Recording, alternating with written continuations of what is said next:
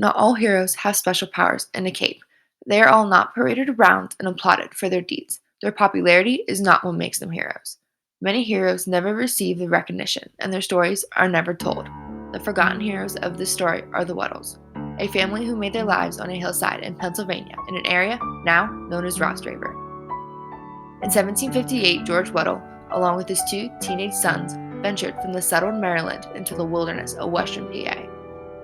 They did not travel to a nice cozy house with a big fireplace, but rather a barren hillside where they would build their lives. With Miss Weddell and a daughter waiting patiently back home in Maryland, the men built their family cabin. Months after their arrival, George Weddell left his two sons to fend for themselves and went to retrieve the rest of his family. These pioneers were their own carpenters, doctors, scavengers, farmers, and handymen. Both the adults and children worked every day and did everything for themselves. They were strong, independent, and intelligent, but like all heroes, the Weddell family had a friend. The Claphams were a wealthy English family who settled around the same time as the Wedells. Compared to the Wedells, they had everything: a large farm, two hired hands, a grinding mill, and a trading post on the river. Despite these differences and the 5 miles that separated the two families, they were still good friends. There was always a period of grace before tragedy. From 1758 to 1763 was a time when both families flourished. They had built strong homes, strong relationships with each other, and began trading with the Indians.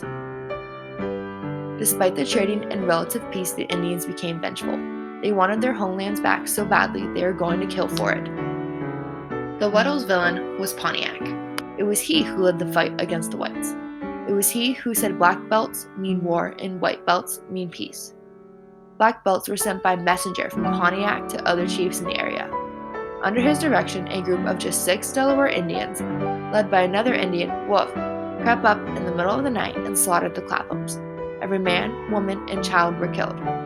There was no mercy as their blood flooded the ground where they lay. The war party didn't stop there.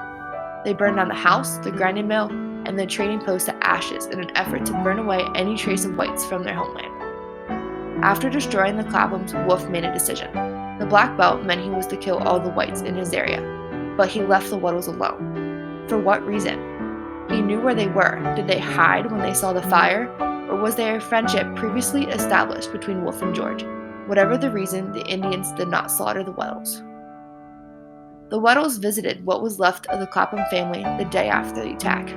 Wolf and his pack had fled the scene by then. Not knowing what to expect, they found their friends' bodies mutilated on the ground. No one was alive. The Weddles did not flee in fear. The strong pioneers didn't cower from the Indians, but instead made their way to Fort Pitt. It was no easy travel for them, as they had to traverse 27 miles of Pennsylvania hills to reach their destination. There, they warned the soldiers in the fort about the Indians attacking all European settlers.